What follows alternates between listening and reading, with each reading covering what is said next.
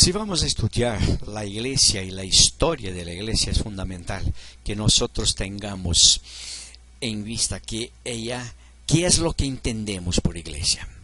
Hay varias definiciones que se ha dado a ella en el curso de la historia, pero lo que se percibe en muchas de ellas es un énfasis en la verdad, teniendo al obispo como la figura central para garantizar la unidad de la iglesia y que esta verdad fuera predicada, vivida y por las congregaciones. Pero quiero presentar acá una cosa que he aprendido ahí atrás. Hay dos cosas en la iglesia: la esencia y la forma. La esencia son las características básicas y mínimas para que la iglesia sea la iglesia. Si se saca una de ellas, ella deja de ser iglesia. Y les doy algunos ejemplos. La centralidad de Cristo. No es posible ser iglesia si Cristo no es el centro. La segunda, no es posible ser iglesia si no hay comunión de los miembros. Común, y lo común es Cristo Jesús. Más, la iglesia es la comunión, la reunión de gente que practica el amor hacia Dios y hacia el prójimo. La forma, por el otro lado, es el ropaje cultural, histórico, litúrgico, mismo teológico, que la iglesia asume en cada una de sus manifestaciones locales. Es lo que hace con que una iglesia sea pentecostal, reformada, ortodoxa, carismática, o sea lo que sea. Es también lo que hace con que una iglesia sea norteamericana, sea europea, sea latinoamericana o hispana, coreana o china. La forma hace con que tengamos iglesias latinoamericanas americanizadas. Y esto tanto puede ocurrir en los Estados Unidos, pero hay cualquier cantidad de iglesias latinoamericanas que son americanizadas en Latinoamérica. Hay iglesias norteamericanas con características hispanas, o coreanas, o chinas, o europeas. Hay cualquier cantidad de iglesias europeas que también pueden tener características hispanas, coreanas, chinas, sea lo que sea. Y en este sentido, entonces, el estudio de la historia para la comprensión de la iglesia y de lo que es la iglesia, nosotros vamos a percibir en todo el tiempo que iglesia no es templo, no es una catedral, pero es gente. Y gente reunida. Por esto la palabra griega para iglesia es eclesia, que viene del verbo ekikaleo, que es llamado para afuera. La gente era llamada afuera de su casa para reunirse en una asamblea.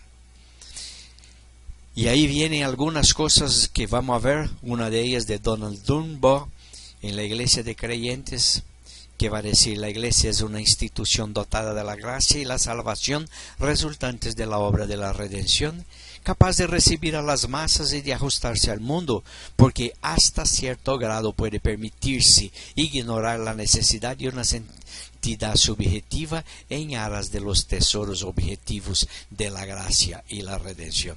Perciba que él acá trabaja con dos cosas: la esencia, gracia y salvación.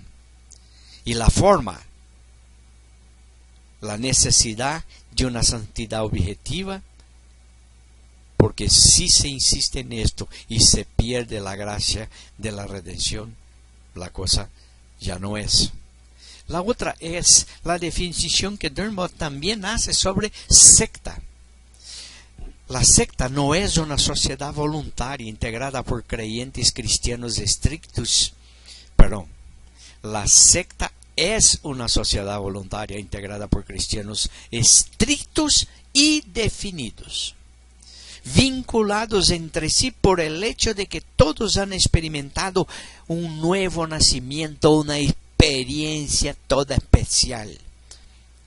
Estos creyentes viven separados del mundo, se ven limitados a pequeños grupos, dan énfasis a la ley y no a la gracia, y en diversos grados se establecen dentro de su propio círculo el orden cristiano basado en el amor.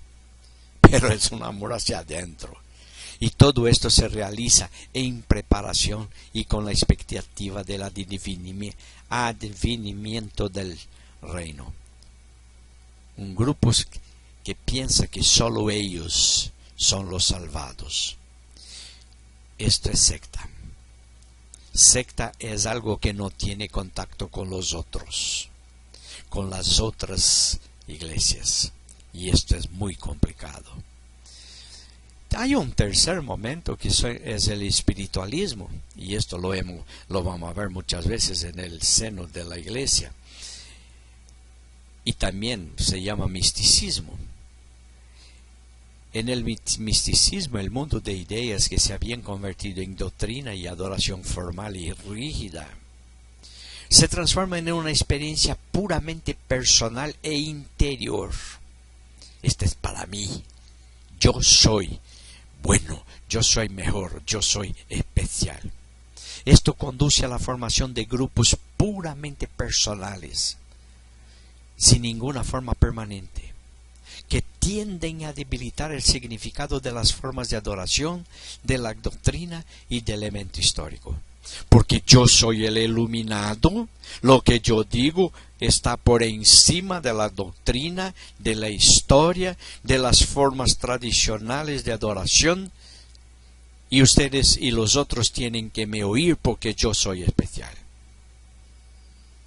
El estudio de la historia de la iglesia no es una tarea fácil, y no es una tarea para gente que no tiene disposición de meter sus neuronas a trabajar, de hacer su cabeza pensar, de enfrentar la necesidad de cambiar.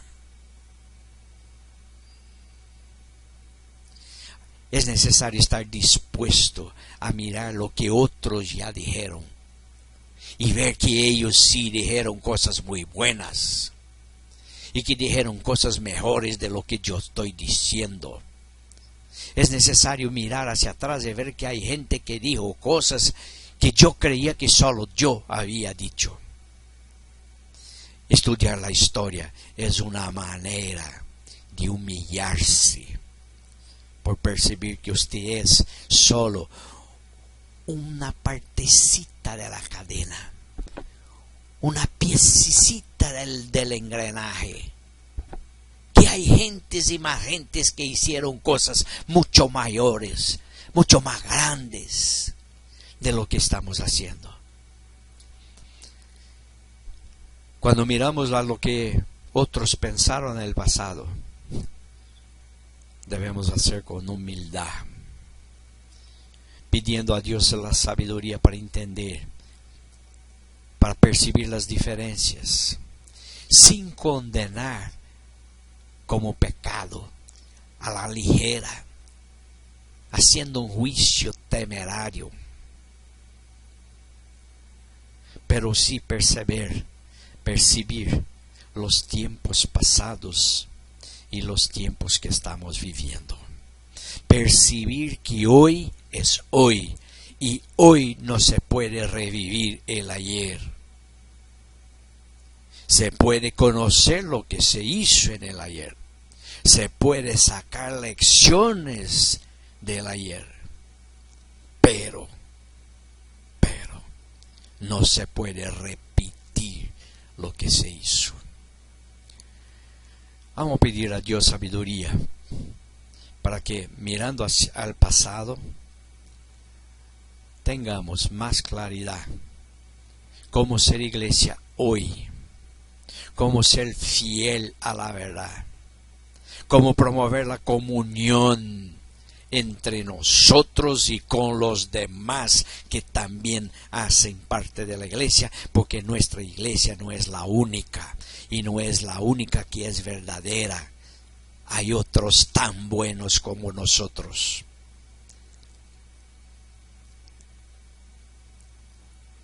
La iglesia de creyentes en donde participamos como iglesia de la hermandad, ella no es católica, episcopal, luterana, presbiteriana, metodista, sea lo que sea.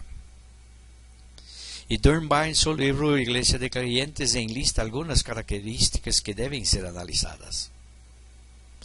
Y hay algunas preguntas que se imponen. ¿La iglesia a la cual pertenezco es de verdad una iglesia de creyentes? Si no lo es, ¿qué es lo que le falta para ser una iglesia de creyentes? Yo te invito a pensar en estas cosas.